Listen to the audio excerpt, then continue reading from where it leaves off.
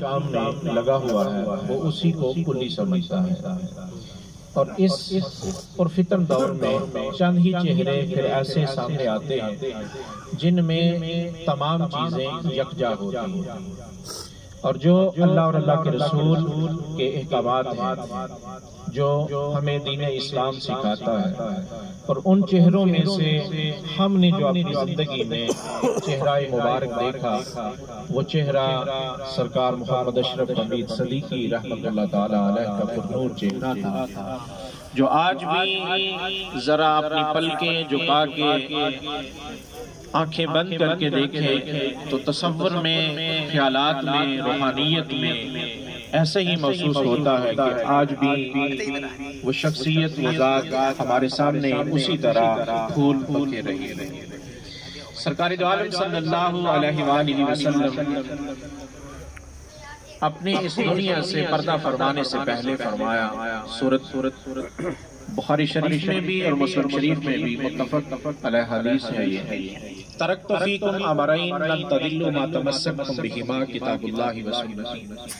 اے لوگوں، میں تم میں دو چیزیں چھوڑ کے جا رہا ہوں، اگر تم ان کو اپنائے رکھو گے تو تم کبھی گمراہ نہیں۔ اور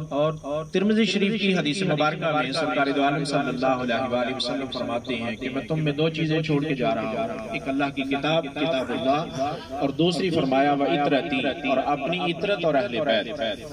اور تیسری حدیث مبارکہ کو یکجا کریں تو آقا علیہ الصلوۃ والسلام فرماتے ہیں کہ میری اہل بیت اور قرآن یہ ایک دوسرے کا دامن کبھی نہیں چھوڑیں گے، حتیٰ کہ کل قیامت کو بھی میری اہل بیت اور قرآن پاک اکٹھے میرے پاس حوض کوثر پہ آئیں گے۔ تو سرکار دو عالم صلی اللہ علیہ وآلہ وسلم کے ان فرمان مبارک کے بعد ہمیں جو بات ملی وہ یہ ہے کہ سرکار دو عالم صلی اللہ علیہ وآلہ وسلم کی اتباع میں اصل میں وہی شخص ہے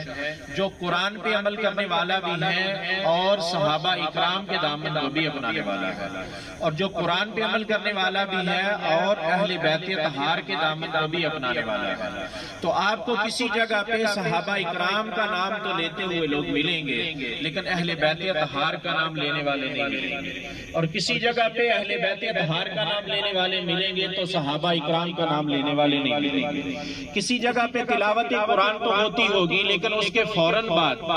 حمد پہ چلے جاتے ہوں گے اور نعت رسول مقبول ہی نہیں ہوتی، تو کوئی کسی نہ کسی جگہ پہ کسی نہ کسی کمی کا شکار ہے۔ تو الحمدللہ ہم جس محفل میں بیٹھے ہیں اللہ کے فضل اور اللہ کے کرم سے اور سرکار دو عالم صلی اللہ علیہ وآلہ وسلم کی نظر عنایت سے یہاں کسی چیز کی کمی نہیں، اہل بیت طہار کی محبت بھی یہیں پہ ہے اور صحابہ اکرام کی محبت بھی یہیں پہ ہے، اور اگر اسوہ قرآن دیکھنا ہو اور اگر قرآن کا نمونہ دیکھنا ہو اور اگر قرآن پہ عمل کرنے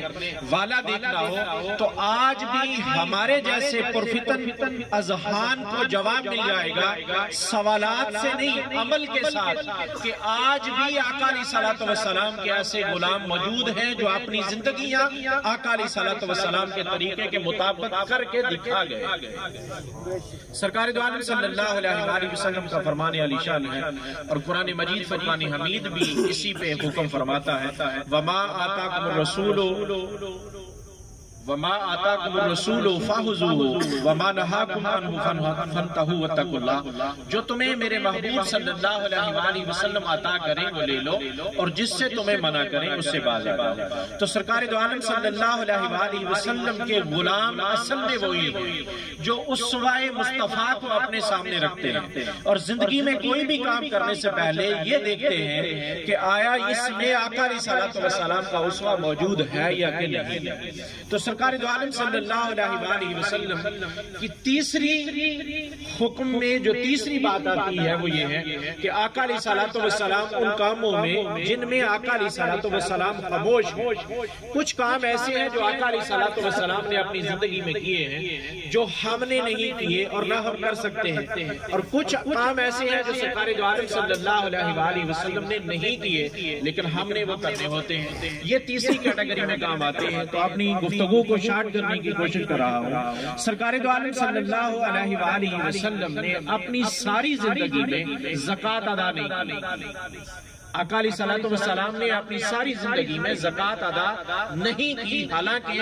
زکوٰۃ ارکان اسلام کا ایک رکن ہے، ایک پلر ہے۔ تو آقا علیہ الصلوۃ والسلام نے اپنی زندگی میں، ساری زندگی میں نہ اتنا مال جمع ہونے دیا کہ وہ نصاب کی زد میں آئے اور نہ ہی زکوٰۃ دینی پڑے۔ تو آج کے اس دور میں زکوٰۃ تو ہم نے دینی ہم پہ فرض ہے، لیکن چند ہی وہ لوگ ایسے سامنے نکلیں گے جو صاحب نصاب ہی نہ ہوں ساری زندگی میں، تو ان میں ہمارے اور آپ کے شاہ کامل سرکار محمد اشرف حمید صدیقی رحمت اللہ تعالی علیہ کی ذات مبارکہ بھی ہے کہ جن کے پاس سب کچھ ہونے کے باوجود بھی جمع پونجی کبھی اتنی نہیں ہوئی کہ صاحب نصاب ہو۔ تو یہ آقا علیہ الصلوۃ والسلام کی وہ سنت ہے جس پہ چند چیدہ لوگ ہی عمل کر پاتے ہیں۔ پھر تہجد کی نماز ہے اور پھر روزہ ہے۔ سرکار دو عالم صلی اللہ علیہ وآلہ وسلم کے سامنے صحابہ اکرام آتے ہیں، رینگتے ہوئے چلے آ رہے ہیں۔ آقا علیہ الصلوۃ والسلام نے پوچھا صحابہ آپ کو کیا ہوا؟ فرمایا یا رسول اللہ ہم دیکھ رہے ہیں آپ نہ کھاتے ہیں نہ پیتے ہیں، تو آپ کا کھانا پینا چھوڑ کے ہم نے بھی کھانا پینا چھوڑ دیا ہے۔ تو آقا علیہ الصلوۃ والسلام نے فرمایا صحابہ تم کھایا بھی کرو، تم پیا بھی کرو، میں تو راتیں اپنے رب کے پاس گزارتا ہوں، میرا رب مجھے کھلاتا بھی ہے اور پلاتا بھی ہے، تم میں میری مثل کون ہے؟ یہ آقا علیہ الصلوۃ والسلام نے فرمایا۔ یہ بات تو سب کو علم ہے اور سب لوگوں نے سن رکھا ہے کہ میں تمہاری مثل ہوں، لیکن یہاں پہ آقا علیہ الصلوۃ والسلام نے فرمایا ایکم مثلی، تم میں سے میری مثل کون ہے؟ مجھے تو میرا رب کھلاتا بھی ہے اور میرا رب پلاتا بھی ہے۔ آقا علیہ الصلوۃ والسلام کا حجرہ مبارک کی دیواریں پہلے چھوٹی تھی، تو کسی صحابہ اکرام میں سے کسی نے دیکھا کہ آقا علیہ الصلوۃ والسلام رات کو اٹھ کے نماز تہجد ادا کرتے ہیں۔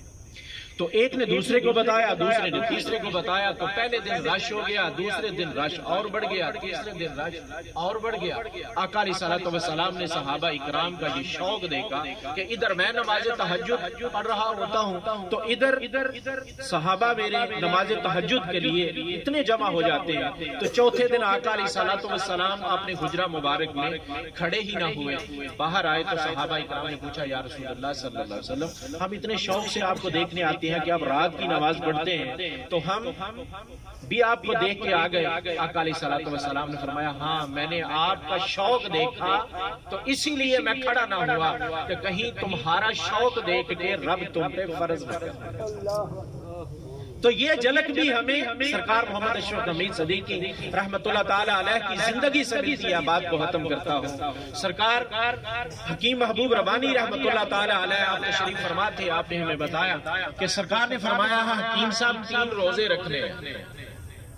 حکیم صاحب 3 روزے رکھنے ہیں۔ تو آپ فرماتے ہیں میں نے ہاتھ باندھ لیے کہ سرکار کیا سب نے روزے ہی رکھنے ہیں؟ آپ ہیں نا روزے رکھنے والے۔ تو اس شخصیت نے 27 سال سے بھی زیادہ عرصہ کا جو چند دن چھوڑ کے جن میں منع ہے، باقی ساری زندگی روزے رکھے ہیں، اور جس طرح آقا علیہ الصلوۃ والسلام نے روزے رکھے اور اپنے صحابہ کو منع فرما دیا اور تہجد کی نماز ادا کی، لیکن